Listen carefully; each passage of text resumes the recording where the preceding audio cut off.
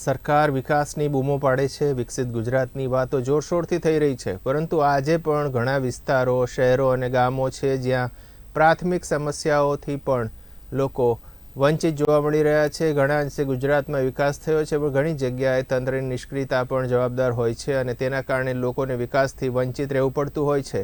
ત્યારે આવી જ એક ઘટના ખેડા જિલ્લામાંથી સામે આવી છે, જે ભ્રષ્ટાચારે માજા મૂકી છે। કાગળો પર કામ થઈ ગયા હોવાનું દર્શાવી ભ્રષ્ટાચાર કરાયો હોવાનો ગામ લોકોએ આક્ષેપ કર્યો છે। આવો જોઈએ અમારા અહેવાલમાં ક્યાં અને કેવી રીતે સરકારના રૂપિયા ચાઉં કરવામાં આવ્યા।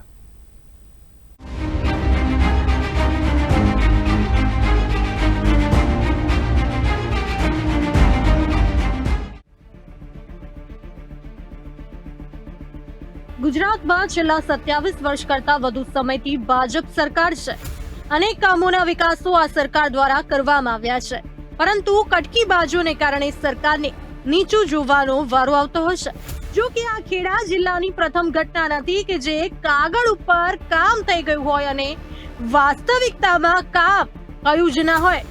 આવા ભૂતકાળ અનેક લોકો પર આક્ષેપ થઈ ચૂક્યા છે અને આવા કટકી બાજુને કારણે જ લોકોને વિકાસથી વંચિત રહેવું પડતું હોય છે।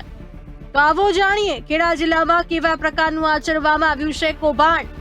વાત જાણે એમ છે કે ખેડા જિલ્લાના ઠાસરાના વલ્લભીપુરા ગામમાં વિકાસની ગ્રાન્ટો બારોબાર ચાવ કરી જવામાં આવી હોવાના ગ્રામજનોએ આક્ષેપ કર્યા છે। ઠાસરા તાલુકાના છેવાડાના એક ગામની વાત કરીએ તો વલ્લભપુરા ગામમાં વિકાસ થયો જ નથી અને ગ્રાન્ટ ઉપડી ગઈ છે। આમ તો ઠાસરા તાલુકામાં 62 ગામડા છે, જે વલ્લભપુરા ગામની આવી પરિસ્થિતિ જેવી જ છે। સાંભળો ગ્રામજનો કેવા કરી રહ્યા છે આક્ષેપ। અમારા ગામની અંદર એવી તકલીફ છે કે જે 6 કામ આમાં કાગળ પર અને એના પર બોલે છે, પણ સ્થળ ઉપર જોવા નથી મળતા। જેમ કે પટેલ ફળિયાથી લઈને આંગણવાડી સુધી સીસી રસ્તો, એનું બિલ 2022 15મું નાણાં પંચ 83,000નું બિલ ઉપાડેલું છે, પણ સ્થળ પર એ રસ્તો બનાવ્યો જ નથી। બીજું કે દેવેન્દ્રભાઈના ફળિયામાં બોર બનાવેલો છે, એનું બિલ 1,24,000 રૂપિયા ઉપાડેલું છે। એ એરિયો એવો છે કે જે આજુબાજુમાં કોઈ રહેતું નથી અને બોર એકદમ બિસ્માર હાલતમાં છે કે તેની અંદર મોટર બી નથી નાખેલી। પછી બીજો બોર છે જગદીશભાઈ નારાયણભાઈ પટેલ, એમના બી 100 મીટરના એરિયામાં જ 2 બોર છે।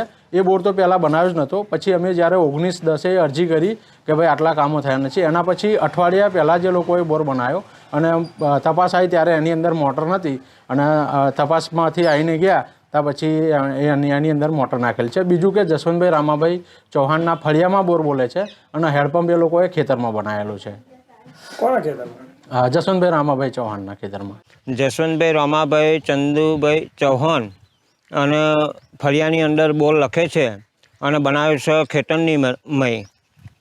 એનું 99,000 રૂપિયા બિલ ઉપાડી લીધેલ છે અને આજુબાજુમાં કોઈ પણ બીજું મકાન નથી, કશું જ નહીં, ખેતરની મય બનાવી અને આ પૈસા ઉધારેલા છે। વિકાસના નામે ભ્રષ્ટાચાર। ખેડા જિલ્લામાં નાણાં પંચની ગ્રાન્ટોમાં થયા ગોટાળા। ઠાસરા તાલુકાના વલ્લભપુરા ગામમાં વિકાસથી વંચિત ગ્રામજનો। વલ્લભપુરા ગામના વિકાસને બદલે થયો લાગતા વળગતાનો વિકાસ। કાગળ પર વિકાસ, પરિસ્થિતિ યથાવત। વિકાસના કામો કાગળ પર બતાવી લાખો રૂપિયા અદ્ધર કરાયાનો ગ્રામજનોનો આક્ષેપ। જે સ્થળે બોરકુવા બતાવ્યા તે બોરકુવાનો લાભ અપાયો લાગતા વળગતાઓને। નવા રોડ રસ્તાના નામે કર્યો વિનાશ। વિકાસના નામે લોકોને કરાયા ઘર વિહોણા, પ્રજાના પૈસે કરાયા તાગડધીન્ના। ખેડા જિલ્લાના ઠાસરા તાલુકાના વલ્લભીપુરા ગામના લોકો વિકાસથી વંચિત રહેતા ત્રાહિમામ થઈ ગયા છે। ત્યારે ગ્રામજનોએ કલેક્ટર, મામલતદાર સહિત ઉચ્ચ અધિકારીઓને રજૂઆત કર્યા બાદ પણ કોઈ પરિણામ મળ્યું નથી।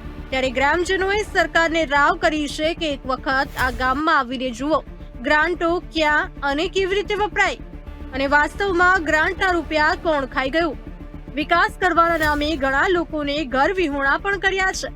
જુઓ એક ઘર વિહોણા પીડિત મહિલાની વેદના। મારું ગામ વલ્લભપુરા છે। મેં ભાથીજી મહારાજના મંદિરમાં 17 મહિનાથી રહું છું। મારું ઘર પાડી નાખ્યું છે।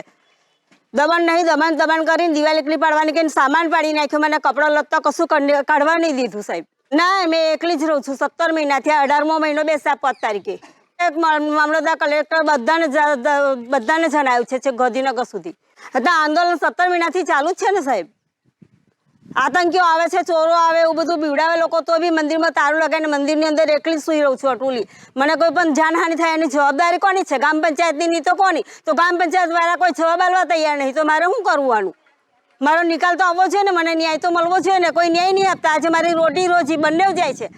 મેં સુરત રહેતી હતી, મારે 8,500નો પગાર મારો હતો સાહેબ, એ મારો પગાર ગયો, તો મારે રોજીરોટી ક્યાંથી કમાવી? તમે વિકાસ નથી કરી શકતા તો કાંઈ નહીં, પણ કોઈને ઘર વિહોણા કરવાનો તમને કોણે હક આપ્યો? આ મહિલા જે રીતે પોતાની આ વીતી જણાવી રહ્યા છે તેનો અવાજ કદાચ તંત્રના કાને પડે તો સારું છે. ગ્રામજનોના આક્ષેપો બહુ જ ગંભીર છે. કટકી બાજુએ રોડ રસ્તા બનાવ્યા જ નથી અને સરકારની ગ્રાન્ટના લાખો રૂપિયા ચાવ કરવામાં આવ્યા છે. ત્યારે આવા ભ્રષ્ટાચારી લોકો સામે કડકમાં કડક કાર્યવાહી થવી જોઈએ, જેથી બીજા લોકોમાં આવી હિંમત ના થાય. રોડની પરિસ્થિતિ 3 વર્ષથી આવી છે, બીજે બધે બને છે, પણ અમારો પરિસ્થિતિ, મારા છોકરો બકરો બધા બહાર નીકળવું કેમનું? કમ્પ્લેનો 2 કરવાથી આ કોઈ સુધારો થયો જ નથી. શું છે એમાં કેટલી ગ્રાન્ટ વપરાય છે? ગ્રાન્ટ 82,082. એટલે આપ શું કહેવા માંગો છો એ બાબતે? આ પણ બનવો જોઈએ ને ભાઈ, બોલવા તો માગો હું, પણ થવું જોઈએ ને વસ્તુ, થતું તો છે નહીં. બોર કૂવા બાબતે શું કહેશો? આ બોર બધા અડધા તાલા થયેલા છે, કોઈ રહેવાવાળું છે જ નહીં, તો બી આ બની ગયેલા છે, પણ અહીંયા કશું થતું નહીં. ગામમાં વિકાસ કરે, પણ કયો વિકાસ છે બતાવો? નાણાં પંચની ગ્રાન્ટોમાંથી રૂપિયા તો લાખો ઉપડી ગયા, પણ જ્યાં રોડ રસ્તા બતાવ્યા છે તે સ્થળો પર રોડ રસ્તા બન્યા જ નથી. જ્યાં બોરકુવા બતાવ્યા છે તે સ્થળ પર બોરકુવા બન્યા જ નથી. સંબંધિત તંત્રના લાગતા વળગતા વિસ્તારોમાં બોરકુવા બની ગયા હોવાના આક્ષેપો ગ્રામજનો દ્વારા કરાયા છે. ત્યારે જુઓ એક જાગૃત નાગરિક દ્વારા કરેલ સ્ટિંગ ઓપરેશનમાં સરપંચ પોતે જ જણાવી રહ્યા છે રસ્તા ક્યાં. ખાઈ ગયો ને બેન? તૂટી ગયો? હવે ખાઈ ગયો, આખો રસ્તો થઈ ગયો. તૂટી ગયો? હવે ખાઈ ગયો, આખો રસ્તો થઈ ગયો. હા, ખાઈ ગયા. તલાટે એવા સરપંચ સાહેબ જાતે બોલે. ખાઈ ગયો ને બેન? તૂટી ગયો? હવે ખાઈ ગયો, આખો રસ્તો થઈ ગયો. ખેડા જિલ્લાના વલ્લભપુરા ગામના સરપંચનો અસલી ચહેરો આવ્યો સામે. રોડ રસ્તા ખવાઈ ગયા હોવાનું સરપંચે કર્યું કબૂલ. કોની મિલીભગત હેઠળ આચરવામાં આવ્યો ભ્રષ્ટાચાર? ભ્રષ્ટાચારથી હોવાની જાણ થતા સરપંચ કેમ છે ચૂપ? શું ભ્રષ્ટાચારમાં તલાટી અને સરપંચની છે મિલીભગત?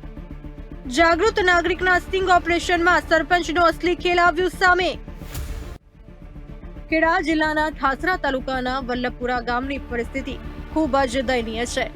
ગ્રામજનો જેને સરપંચ તરીકે ચૂંટીને લાવ્યા છે તે જ સરપંચ કહી રહ્યા, બેશરમ થઈને કહી રહ્યા છે કે રોડ રસ્તા ખવાઈ ગયા.